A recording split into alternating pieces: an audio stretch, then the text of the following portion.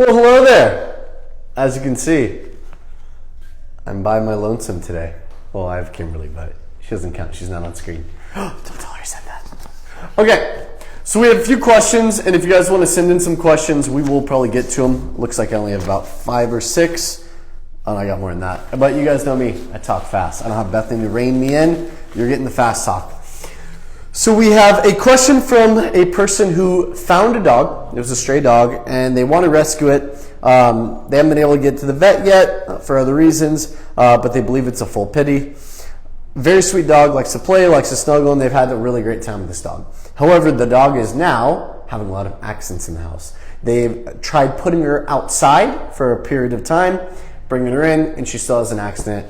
And it sounds like when I'm reading it that it's close to this girl's mom wanting to give the puppy away. So let's see if we can give them some tips to keep that puppy in your household. So there's a couple things that I read here that I want to bring up. You said you put her outside to go potty. Most puppies won't potty on command if they just go outside. They'll probably just walk around, sniff, be curious about things, or they might come right back up to that back door and wait to get back in because they want to be where you guys are. So my advice to you would be we get you on a schedule, and you can DM us on Instagram and we will send you guys a schedule. It's a skeleton that provides the structure of in the crate, comes out for a potty, once has gone potty, comes in for free time, then water and food, and then back inside the crate. But let's break that down a step farther. So I don't know if we're crating. I'm going to make the assumption that you are crating because a lot of people coming here, that's one of the first pieces of advice we give. Puppy having potty accidents needs to be crated. Crate training is incredibly important. So she's in the crate. We bring her out of the crate. The first thing I do when I bring a dog out of the crate, and this is for any of you guys listening, leash and harness goes on. For small dogs especially. If it's a bigger dog, you might be able to get away with a flat collar or like a slip lead or something, just to give you a little bit more leverage, but they have to be wearing something. Any dog that's free roam is probably still going to have accidents, or they're just not going to go potty on command. Take them outside on the leash, on the flat collar harness, make them wait at the back threshold, super important, just to get them to learn how to pause at those doors, build some comfort around them, open the door, take them outside for a potty. When I take them outside for potty, I find a spot on the grass that I know they've frequented before. So I'm not going to a random spot they've never peed on unless they're just really comfortable peeing everywhere. But this dog probably isn't. That's why you're having accidents in the house. So take him to the spot that he's used to. Stand like a tree and wait for 2 to 3 minutes. And I'll literally just hang out. She goes left, I don't go past the end of my leash. She goes right, I don't go past the end of my leash. Forward, back, same thing. If she goes around me, I'll kind of spin just to make sure I don't get tangled, but for the most part, I'm standing like a tree. You're teaching her that whenever she feels leash opposition, you can add a little bit of pressure, release it when she comes back a step or two. She goes right, a little bit of pressure, release it when she comes back a step or two. Because what I've realized and what I've found out is that a dog that hits the end of the leash and has to come back is about 10 times more likely to go potty for you in the spot that you designate versus them sniffing the whole backyard and walking for 10, 15 minutes, being overstimulated, and then coming back inside and going potty. But what if they don't go potty? 2, 3 minutes, you're outside, they don't go potty. What are you going to do?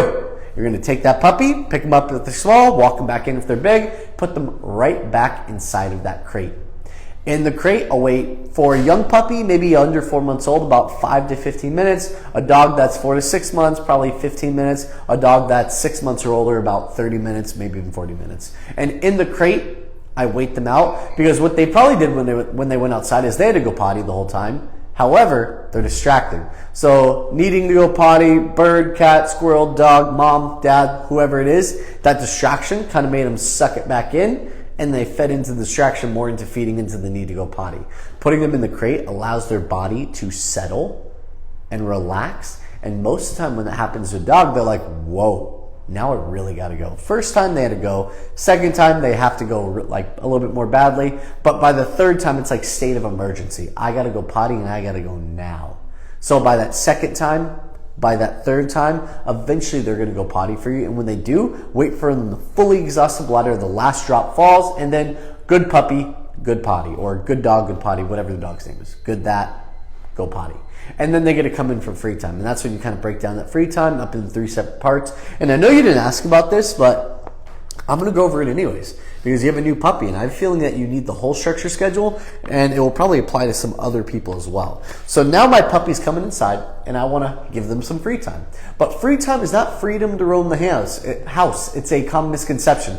Freedom in the home is what gets your puppy in trouble. We actually want to give it structure. So I break free time up into 3 parts. Part 1 is walk or play. Part 2, training. Part 3, supervised separation. So walk and play, pretty self-explanatory. Training, self-explanatory. The last one, the supervised separation, that one's a little bit different. This is the one that not many people do, not many trainers do. This is to teach your puppy to exist around you without always getting something from you. So what do I mean by that? That means that I have a playpen for a small young puppy, or I do a leash tether for a larger dog. So playpen, 5x5 playpen. Maybe I'll do a couple toys in the middle, dog bed, and they go in there, and that's where they spend the last 10-15 minutes of their free time. Usually free time windows for a young dog is about maybe 30 to 45 minutes, maybe an hour total if they're really good with it. But during that time in that playpen, we don't look at them, we don't talk to them, we don't touch them. That is their time to exist around us, and here's the key phrase. They do not have access to us. So most of us who are watching this live right now, and you have your puppies with you, maybe your puppies are laying by your feet. Maybe you say, no, my puppy's really good. They don't have separation anxiety.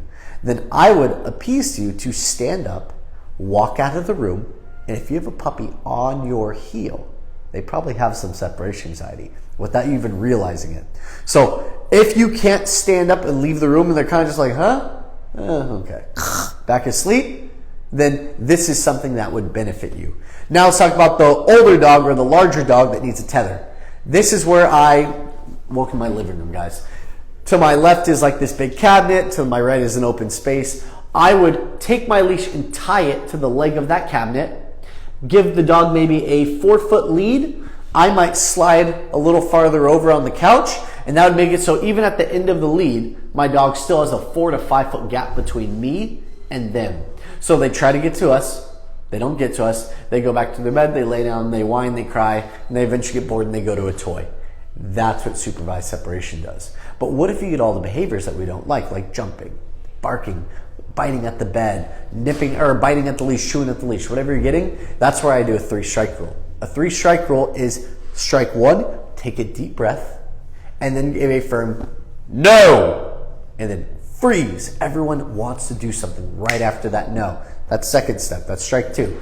First strike, just say no and then pause for a couple seconds. I want my puppy to be chewing that leash, hear my no and be like, huh? And look at me for a second. Not a couple, just 1 second. Take a toy that I've kind of had piled up next to me, toss them the toy, they start chewing the toy, good puppy, and then you kind of move on. 10 minutes later, now they're whining and barking at you from place. Strike 2 is take a firm step towards them and give a firm no. So to give you an idea, this is me. This is my puppy. They're barking, jumping, biting at certain things. I'll walk over, no, and I invade their space. It's not a light step in, guys. It's not I'm going to move in slow and they'll kind of back off. No, it's a firm step in. If you have a small dog low to the ground, you're kind of doing like a shuffle on the ground, like you're trying to create friction with your feet on the ground. That's going to make them kind of dart back a step. And in that moment, you have a 1.5 second window. It's actually 1.34 seconds. That's the dog's short attention span. You have a 1.34 second window to take that focus and redirect it to something else. Remember, they're tethered to the cot, or they're tethered to the dog bed. So they're already there. So I might do a step in, no, come, place, sit, down, good, pause. Come, place, sit, down, good, pause. And again, and now my dog is locked into me, really, really, really focused. That's when I can start rewarding with food.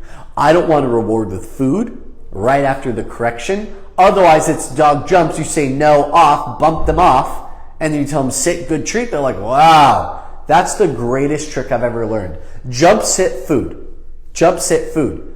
You're actually rewarding the bad behavior. Wow, I really got into the weeds. Ooh, this is fun without Bethany. I can just go on tangents. Normally I'm the one holding hers down. Okay, that's strike 2. Strike 3, take a breath. This is the one that's done wrong all the time. This has a ton of research, a ton of backup data on it. This is where I want you to take your dog, walk them to their crate, put them inside it, close the door, lock it, cover it, and walk away. But I have like 50 people I already know and sit in their living rooms. I'm like, but Sparky, crate can never be a punishment. And you're right, you're absolutely right. Did we tell them no? Your answer to that is no, you told us not to, because strike 3 has no. It's simply take that deep breath. I'm going from no more rage, no more anger. It's still in here, but it's not out. It's not on here. Because that calm energy, that deep breath allows you to calmly pick up your puppy, put them in the crate, do everything I've already said, and your puppy is sitting in there like, I was jumping on dad and biting mom, and I know how much they love that. But after all that, I ended up in the crate. Well, let me bark for 5-10 minutes, let them know how frustrated I am, and then I'll just kind of knock out and go to sleep. The reason it's not a punishment is because how you guys do it makes it a punishment or not. If I'm mad, happy, sad, or glad, I put emotion into it, my puppy will pull that emotion from it. If I'm happy and I put my puppy in the crate, they're probably gonna bark because they're like, what the hell was that? You told me how good I was and how excited you were to play with me, and then you put me in the crate. So that's like a mixed message. You want calm, but you excite them before putting them in a calm place. But then the other side, the punishment, it can only be a punishment if you do something negative and associate negativity to the crate. Bad dog, no! House! Crate is house. House is crate. Same thing. House! That's a punishment. Yeah, they're like, okay, that's scary. I probably don't want to be in there. They're more likely to bark, more likely to run away the next time you want to put them in there, or they're just more likely to disagree with it and just not have as good of a time. So the big thing is, one, let's go back. Structure schedule is how you teach a puppy not to have potty accidents. My God, I went on a hell of a tangent. So step 1, crate schedule. That's how you prevent potty accidents. Step 2, going through the schedule, having the little issues in between, jumping, barking, pulling, biting, 3 strike rule. And now let's get back to our schedule. Now our free time is done. And there's one big part left over, food and water. I don't give free access to food, especially not when I have a dog that's training. Food is one of your greatest resources, one of your greatest training resources. So when you use your food and you use your food to train instead, you build more value behind your kibble, behind yourselves, behind your mealtime. And maybe I'll do one full meal every day where I practice my come, my place, my sit. And then I'll do the other 2 meals where I'll make my puppy wait in a sit, bring the bowl down, and release them while handing it to them instead of releasing them to run to the bowl, which adds a lot of stimulation. Same thing with water. I give water at the end of every free time window between each crate time. So they're still getting water every couple hours, and I measure out a half cup of water per 30 pounds of body weight every 2 to 3 hours. And then at the end of that, back in the crate, rinse and repeat. Oh, I turned a 4-minute answer into a 13-minute answer. I'm good. All right, next. This is from Alicia Johnson. Hi, I'm looking for ideas how to start training my 4-month-old Mini Goldendoodle puppy not to jump up on a leash. And I have my toddler in the carrier. I tried some leash training in the yard today without the carrier, and she does better, but still jumps and pokes holes in my clothes. Thank you for your resources. Okay, let me just reread that. That reading was for you guys. Now the quick one is for me. Okay, so jumping on the leash when she has her toddler in the carrier, tries some leash training in the yard without carrier, she does better, still jumps and pokes holes in my clothes. Okay. It sounds like you need some better leash control. So 1, I would like you to wear a training pouch on your hip at all times when your puppy is not in the crate, and just in general, when your puppy's not in the crate. If they're in the playpen, it's not as important, but if they're on a tether, they're not in the crate, they're moving around the house with the leash dragging, you want that leash on at all times. When you're out in that backyard, always have a leash as well. And I think you mentioned that. That was just for anyone else listening to this. A leash outside and a leash inside your home when not in the crate or the playpen is incredibly important because it gives you leverage over situations that feel impossible. It gives you an option of doing something about that impossibility. So now you're outside, your puppy's jumping on you. I would implore you to try 3 strike rule. Remember, I just went over it, guys. So strike 1, it's going to be a little bit less valuable just because you don't have as much of a redirection, except for movement. That could be a redirection. So let's talk about strike 1 would be a firm no, pause. And when I'm talking no, I'm not talking like a no. Firm, freeze, hands to your chest. Sorry, microphone. Hands to the chest. freeze. 1 second, 2 second, 3 second, puppy backs off confused. Good, let's go and start walking again. And by the way, guys, check out our online school. I'm referencing some commands and some sequences and the structure schedule and all that. That's all in our online school. I think we have a couple deals going on right now if you guys want to check it out. Shameless plug, yes, I know. Ha, you're welcome, Ricky. And check it out. It has a lot of information what I'm kind of talking about right now. That pause, getting in the back off and settle for that 1 second window to allow me to redirect to something else, like the let's go work or the heel or the come or the sit or the place, something that gives the brain a destination. You can't tell a dog no without telling them what you want from them next. A brain without a destination tends to get in a car accident. So next, strike 2. This is now your puppy is still jumping on you. No matter what you've done, it's not working. They're still jumping, they're still barking, they're still biting at your clothes, still making holes in their clothes. Strike 2 is slightly different from the first strike, or the last time I mentioned it. This one, because you're outside on leash, I want you to lift up, extend your arms out, step in, firm. We'll see if I even have enough room right here. So I'm right here. Come here, microphone. It's going to be pressure up, out, no, invade. It's not a high knee. Oh, God, fall. It's not a high knee to hurt the dog. It's actually a low knee. It's more about pressure up, pressure out, no, step. Invade their space. Pretend like this is something Bethany always likes to hear. Pretend like you are claiming the space that they tried to claim from you. What I mean by that is when they jump up and they nip at you, they're trying to get you to take a step back. It's a dominance, but they don't even realize it's dominance. It's just dog behaviorisms. What's up, Kimberly? Question. Okay, cool. It's just dog behaviorisms.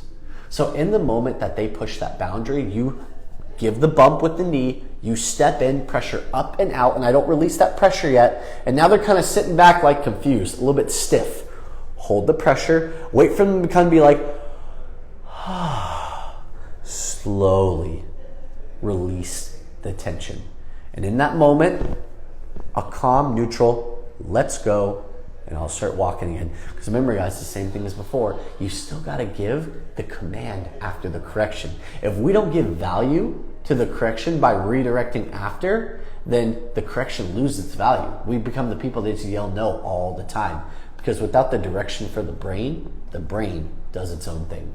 And then strike 3, honestly, that'd probably just be taking the dog back inside, ending your walk early, going inside, putting him in the crate for a couple hours. Because most of the time, a cranky puppy is a puppy who's going to be doing a lot of this biting. To give you an idea, a dog under 4 months old should be sleeping 18 to 20 hours a day. A dog between 4 to 6, you can kind of find the middle ground of that. A dog between 6 months or older, usually you're getting about 16 hours to 18 hours if you're lucky.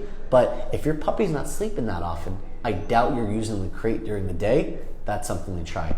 I doubt you're having the crate door shut overnight and your puppy might be getting up a couple times throughout the night to go potty, or they're pacing, or they're trying to get on the bed. All of that is easily fixed with the crate. I'm not going to pretend like the crate's easy, because sometimes you have some barking issues, but the crate is one of the most valuable things you could ever use, period, for a puppy. And heck, even for our adult dogs, we still use it too. What is our question? My boyfriend's puppy keeps play biting his hands. He's only 8 weeks old. Not his choice. What does that mean? Is it the puppy's choice or the boyfriend's choice? I assume now we were saying it's not the boyfriend's choice to get his hands nipped at by the puppy. So you can actually do roughly around the same thing. You're not going to do the firm body block. You're not going to do that firm leash pressure, but it might be like a quick little like, hey, settle down, come, play, sit down.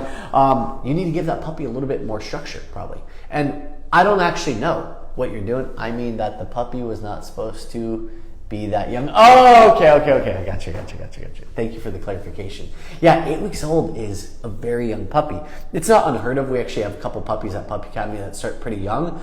We do a lot of socialization from a distance with older dogs, so they can kind of see the mannerisms of an older dog as well. Because a lot of that young puppy like bad behavior comes from what the mother and the siblings teach the puppy at a young age. Don't bite your dog. We're not telling you to bite your dog. Don't do that. But instead, you kind of give better rules. You have a training pouch on you at all times, similar to what I mentioned before. And every time your puppy starts getting nippy, do a very gentle no, hand in the pouch, puppy come, place, sit, good, treat. Puppy come, sit, good, treat. You can even just do come, just like a relationship building exercise. Again, online school if you want to check it out. That basically just means it's going to be name recognition, puppy's name, food to the nose, puppy come, walk back a few steps, good treat. Again, puppy come, good treat.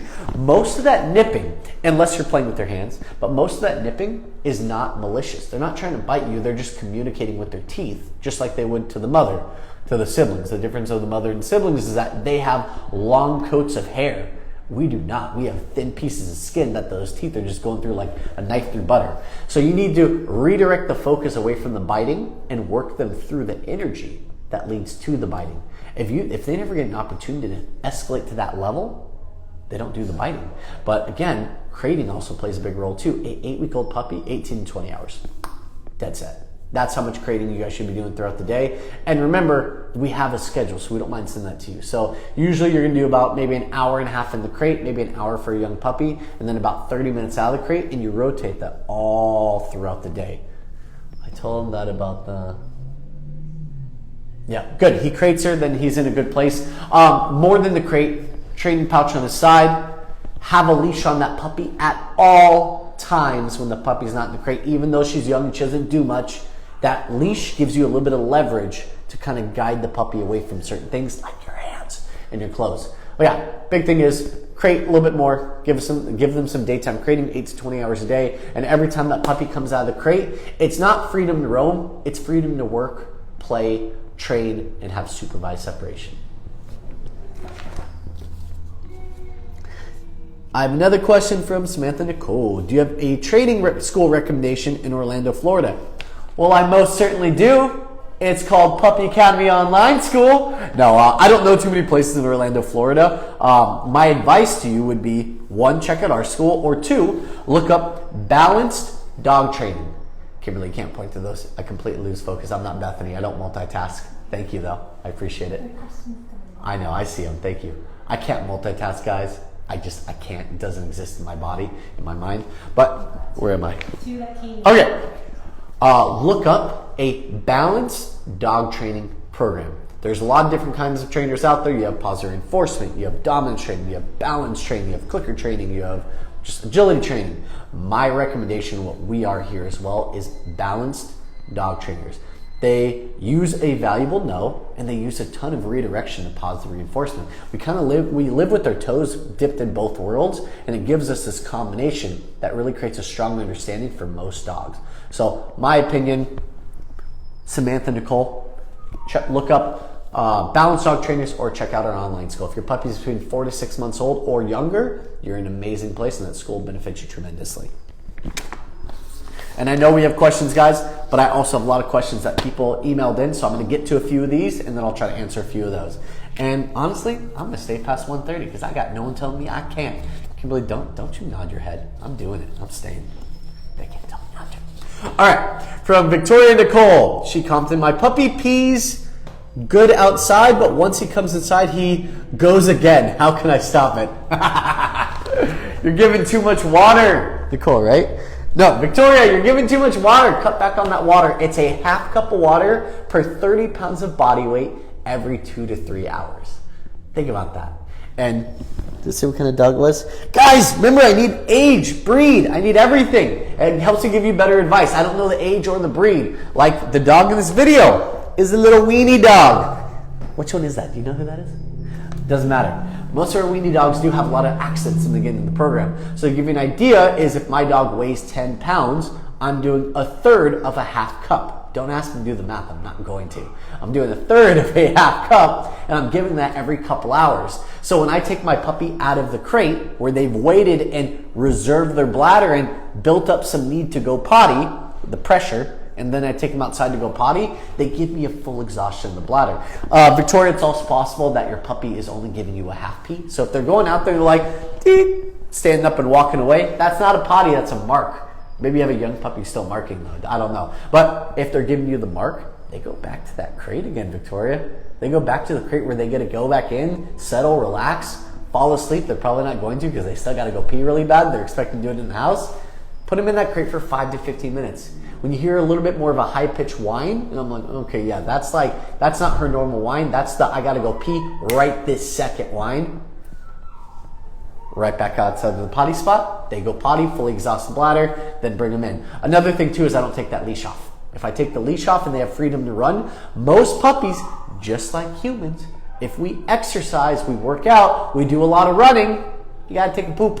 You gotta go pee. It's just how our bodies work. Same thing for a dog. So if that puppy's off leash doing zoomies right when they come inside, running and saying hi to every person around the house, that will lead to a pee as well. Even if they exhausted the bladder already, the excitement gets everything inside going, and you might still have a potty accident because of that. Oh, next is it your girl. Peace, dog. She had the peace sign. I was emulating. Kimberly, don't laugh at me. I was hip. Look, they all say I'm hip. All right.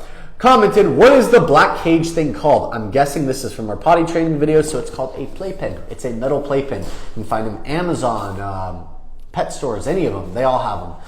If you have a small dog, my recommendation is get a 36. If you have a large dog, probably a 58 or a 60. A medium-sized dog, probably get a 46 or a 48 or so. And those aren't exact measurements. You just want to get close to that range. From Sona. Advice on biting and jumping from my 12-week Goldendoodle. 4 questions ago, Sona. 4 questions ago, I had one from Alicia Johnson, and that was her puppy being in the backyard. It's all the same thing. Treat pouch, leash pressure, light knee bump if your puppy is on the older side, which he's not, 12-week Goldendoodle. You're doing honestly very similar stuff. You're not doing that hard knee bump. I think on, no, it was from TikTok, or from, TikTok as well. But the answer to that one, it came right after that second question or third question I answered. Tune back. You know what I'm saying, right? Do they know what I'm saying? I can't talk right now. I hope so too. Alicia just joined. Hi, Alicia. I answered your question about 5 minutes ago. Check it out. Oh, it's so wild. It's like off the cuff without Bethany. All right. This is from Ash. She's invited me to answer. I appreciate the invitation. What advice would you give to someone who works 12-hour night shifts with an 8-week-old puppy? Good luck. No, I'm not just saying good luck. I am kind of saying good luck, but I'll try to give you more than that. An 8-week-old puppy has to go potty every hour, all day long, until night when they go to sleep. So if you work a 12-hour night shift, I'm assuming that you probably, oh man, this is hard. This is really hard.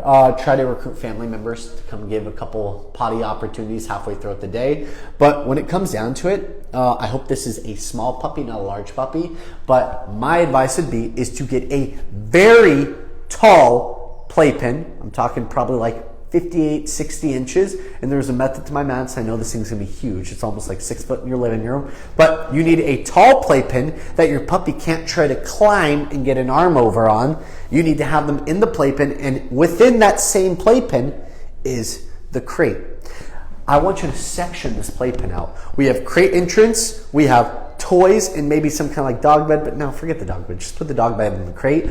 Toys, maybe like a really small water bowl. They don't need that much water. They're going to gluttonously drink it anyways, probably. Right here. And then I'll also have my potty pad on the other side of it. You might even need to get 2 playpens and kind of extend it out a little bit. But you're basically creating sections. It's like a little mini apartment in New York. Not even like. That is an apartment in New York. So you have your bed, toys, potty pad. Puppy is going to probably sleep in there for the majority of the day. Go out, play with the toys here and there, and then be able to go potty when they need to. You don't have many other options, Ash, simply because you're not able to leave work every hour and a half to take your puppy out to go potty, to play with them, to train them. I mean, maybe you can. I don't know what job you work, but I want that job as well if I can do that every hour. But that's not going to happen likely. So either hire a rover 7 times a day, which probably isn't going to happen either. Have a couple family members maybe help you out, or try the playpen setup. Kimberly, were these questions that came in, or did you just give me these questions? No, those are questions that a lot of our clients Nope, I have other questions to answer. Let's answer these. Will you scroll up for me, I please? already know the question. This person... Just let me read it. I just want to read it. I just want to know if a 6-month-old puppy should do on and off crating throughout the day too. Oh God, yeah. So the question was, should a 6-month-old puppy do on and off crating throughout the day? Yes, absolutely. Your puppy is still a puppy, and a puppy needs structure. Heck, I mean, even adult dogs need structure. One of our dogs gets crated all day long. In for about 3 hours, out for an hour. In for 3 hours, out for an hour. And she does amazing with it. Actually regulates her and balances her. My other dog, who's with my father right now, she gets dropped off in the morning. She pretty much hangs out in one spot all day long. She's 11 years old, and she's a lazy dog. She just chills all day. But a young dog is going to get into trouble. There's a whole bunch. There's this huge TikTok thing going around, like this. I don't know if you call them memes still, whatever you call them. But there's a whole TikTok trend where people post a photo of their amazing dog, how they were given advice by their friend not to crate that dog, and then they show a urn of their ashes and their little paw print because the dog ate something and died. It's real. It's real. I promise you it's real. We get the horror stories every single day. Kimberly's over here mortified that I even said it. I don't have Bethany to rein me in. So I'm giving you the real. It happens, guys. Puppies get themselves into trouble. Chemicals, they eat something that becomes an impediment and they can't poop it out and they can't do anything about it because you're not home with them. So yeah, truly when it comes down to it, I'd still be crating my dog. Anytime I'm not there, they're crated. Anytime I am there but I'm not able to watch them, they're crated. And I'm still even periodically crating even when I am home and I can watch them. So they get used to me being home, being crated, working in the home, being crated, and leaving and being crated. Because this prevents accidents. What's the definition of an accident? An unplanned event with a negative consequence. Prevent these accidents for these puppies, guys. Crate them and give them structure. Give them everything that we got as children. You're basically giving to your puppy now. Give me other questions. That was fun. That was it? What about from TikTok? That TikTok has some sounds. Oh, I would love that. Reach out to us through Instagram or TikTok or YouTube or email. I don't even know. Just reach out. We'll get to you guys. Okay, guys. I think that's all the time I had. That was exciting. Wow. All right. Awkward smile time. We'll see you guys next week, 1 p.m. Bye.